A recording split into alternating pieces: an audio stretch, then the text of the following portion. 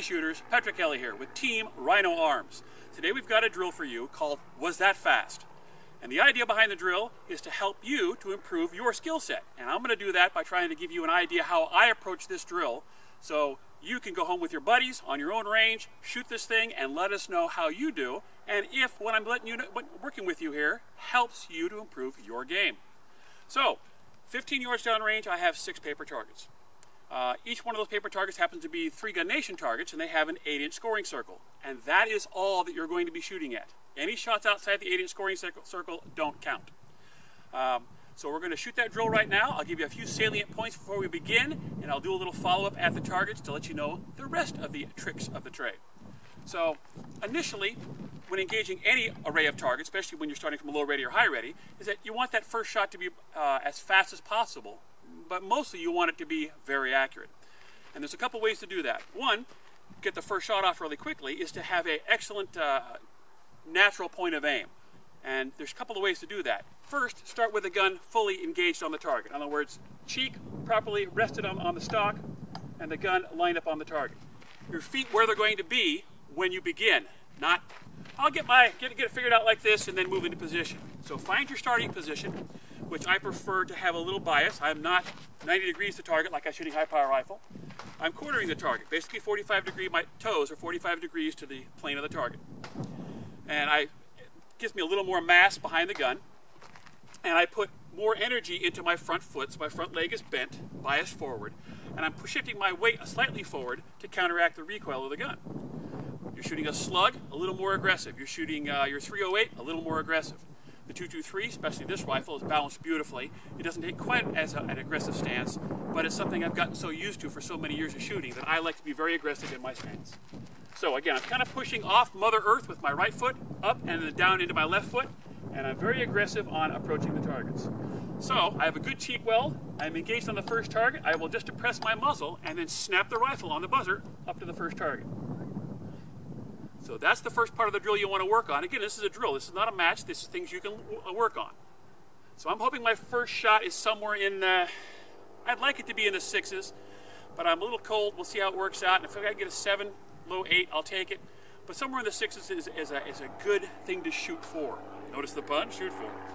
Anyways, so that's the beginning of the drill. And after that, you're really going to try and hose your way across. Now, that's a surefire way to miss that little tiny 8-inch circle.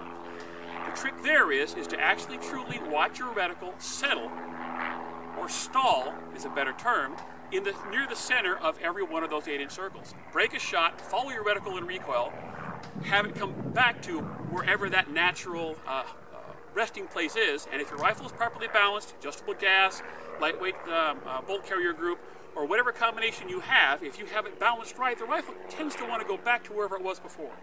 Recoil is just a temporary distraction from where the rifle is naturally resting. So you break the shot, the muzzle moves, it comes back to generally where it was before, and you watch the reticle break the next shot and then transition to the next target. We all know our eyes should lead our guns. These targets are very close together, so it's virtually one and the same, because I'll be watching the targets come into view through the 1-power Burris optic. So anyways, it should look like this when all put together.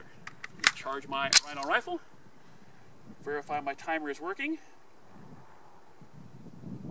and it is. All right. Again, from low ready, snap it right smartly to the first target. And notice I'm getting my feet exactly where I want them. Not for the camera, but for me, because I want to shoot this drill well. Okay, there's your first shot. Okay, here we go. Stand by.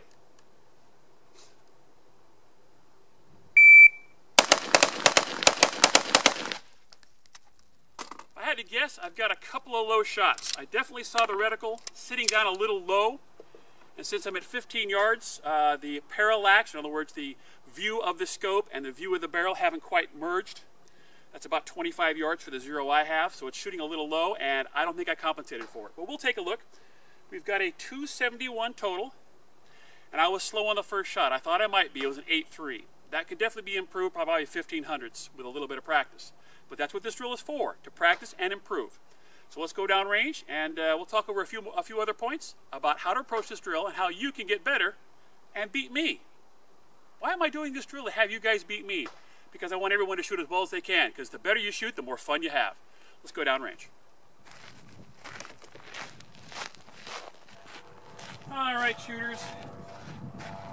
First shot is critical because you're making first really good contact with the rifle with your cheek, and I pushed it a little bit high. A lot of times when you're really trying to muscle that muzzle, you overshoot a little bit. So it's important to put the brakes on just as you're getting into the target, and I brake a little late.